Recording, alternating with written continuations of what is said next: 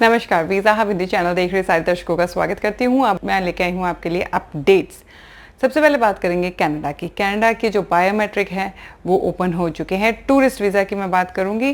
Tourist visa जिनके अभी biometric instruction letter आए थे, जिनकी ऑनलाइन फाइल जो है सबमिट हो चुकी थी और उनके बायोमेट्रिक नहीं हुए थे, अब वो अपना बायोमेट्रिक करवा सकते हैं। आपने अगर अपॉइंटमेंट पिक करनी है तो सितंबर की डेट्स पिक करें, क्योंकि अगस्त की डेट्स बुक होनी शुरू हो चुकी हैं, ऑलरेडी बुक हो चुकी हैं। कनाडा का टूरिस्ट वीज़ा जो है उसका प्रोसेसिंग टाइम चल रहा है 418 दिन का चल रहा है अगर आप इंडिया से अप्लाई करते हैं। तो मैं आपको ये बता दूं कि ये हो सकता है कि जुलाई के एंड तक ये जो प्रोसेसिंग टाइम है कम होना शुरू हो जाए। अब बारी आती है उन लोगों की जिन्होंने first time Canada tourist visa apply करना है। जी बिल्कुल, वो भी कर सकते हैं अप्लाई, क्योंकि बायोमेट्रिक जो है वो ओपन हो चुके हैं। पर अगर आप में पेशेंस लेवल ज़्यादा है तो ही आप अप्लाई करेंगे। पेशेंस की बात मैं इसलिए कर रही हूँ क्योंकि जो इसका रिज़ल्ट है, प्रोसेसिंग टाइम जो है वो काफ़ी ज़्यादा है, तो आपको वेट करनी पड़ सकती है। जिन्होंने फर्स्ट टाइम अप्लाई करना है वो भी अप्लाई कर सकते हैं। जिनका रिफ्यूज़ हो चुका है और बायोमेट्रिक नहीं हुए थे वो भी अप्लाई कर सकते हैं। और जिनकी फ़ाइल ऑनलाइन सबमिट हो चुकी है, बायोमेट्रिक इंस्ट्रक्शन लेटर उन्हें आ चुका है, कईयों का ये क्वेश्चन होता है कि भाई वो सिर्फ 90 दिन तक के लिए ही वैलिड होती है लेटर, पर ऐसा नहीं है। अब ओपन हो गए हैं। आप अपनी बायोमेट्रिक इंस्ट्रक्शन लेटर लेकर प्लस अपने अपॉइंटमेंट लेटर लेकर और अपना ओरिजिनल पासपोर्ट ले जाकर साथ में अपनी बायोमेट्रिक दे सकते हैं। नेक्स्ट अपडेट है शेनिगन अपडेट। शेनिगन में स्विट्ज़रलैंड जो है वो ओपन हो चुका है। आप स्विट्ज़रलैंड घूमने जा सकते हैं, पर कुछ कंडीशंस हैं। आपका वैक्सीनेटेड होना बहुत ज़रूरी है। कोविशील्ड जो वैक्सीनेशन है EU की तरफ से, यूरोपियन यूनियन जो है उनकी तरफ से अब ये परमिशन मिल चुकी है कोविशील्ड को। स्विट्ज़रलैंड की मैं बात कर रही हूँ तो उसके जो VFS चार्जेस हैं 2000 इंडियन रुपीज़ वो आपको पहले पे करने पड़ेंगे। उसके बाद ही आपकी अपॉइंटमेंट जो है वो पिक की जाएगी। और स्विट्ज़रलैंड ने ये भी कहा है कि जो फुली वैक्सीनेटेड हैं वो ट्रैवल कर सकते। पर अगर एयरलाइंस जो हैं जिससे आपने ट्रैवल करना है, अगर एयरलाइंस की रिक्वायरमेंट है कि आपका PCR टेस्ट होना ज़रूरी है तो आपको वो टेस्ट भी करवाना पड़ सकता है।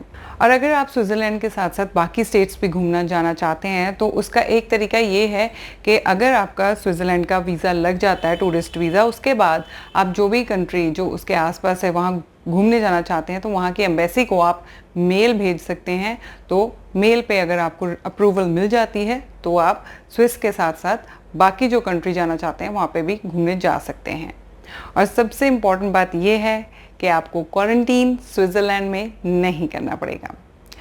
अब इसके साथ साथ बारी आती है कुछ और कंट्रीज़, क्योंकि सबसे इसके बाद यही सवाल सारे पूछते हैं कि और कौन सी शेनिगन स्टेट्स ओपन हो रही हैं।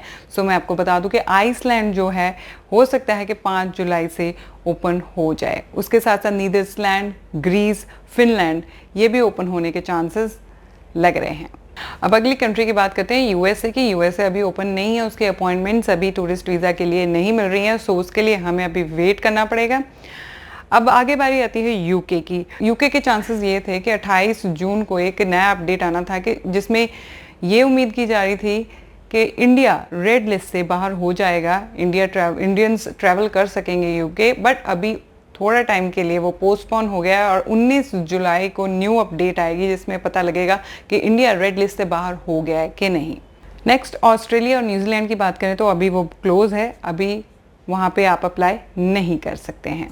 जापान जो लोग जाना चाहते हैं उन्हें भी मैं लेटेस्ट अपडेट ये बताना चाहती हूँ कि जापान का वीज़ा एप्लीकेशन सेंटर दिल्ली में ओपन हो गया है, पर वो लिमिटेड शॉर्ट टर्म या लॉन्ग टर्म वीज़ाज़ के लिए ओपन हुआ है। अभी उसमें ये प्रॉपर्ली क्लैरिटी नहीं हुई है कि भाई टूरिस्ट वीज़ा के लिए वो ओपन हो चुका है या नहीं, पर कुछ टाइम बाद हमें प्रॉपर पता लग जाएगा कि टूरिस्ट वीज़ा के लिए ओपन हो गया है, तब मैं आपको लेटेस्ट अपडेट फिर दूंगी। तो ट्रैवल हिस्ट्री बनाना चाहते हैं वो Russia, Serbia, Armenia, Croatia, Ukraine ये सारी कंट्रीज़ जा सकते हैं।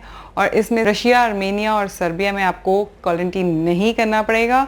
और बाकी जो कंट्रीज़ मैंने बताई हैं, यूक्रेन, क्रोएशिया और टर्की, वहाँ पे आपको पता करना पड़ेगा कि क्या कंडीशंस हैं, क्या रिस्ट्रिक्शंस हैं, उसके बाद आप ट्रैवल कर सकते हैं। सो इंडियंस के लिए ये सारी कंट्रीज़ ओपन है अगर आप ट्रैवल हिस्ट्री बनाना चाहते हैं। सो वीज़ा हब हिंदी को सब्सक्राइब करें, ऐसे ही प्यार देते रहें, आपको लेटेस्ट अपडेट्स मैं देती रहूँगी। शुक्रिया।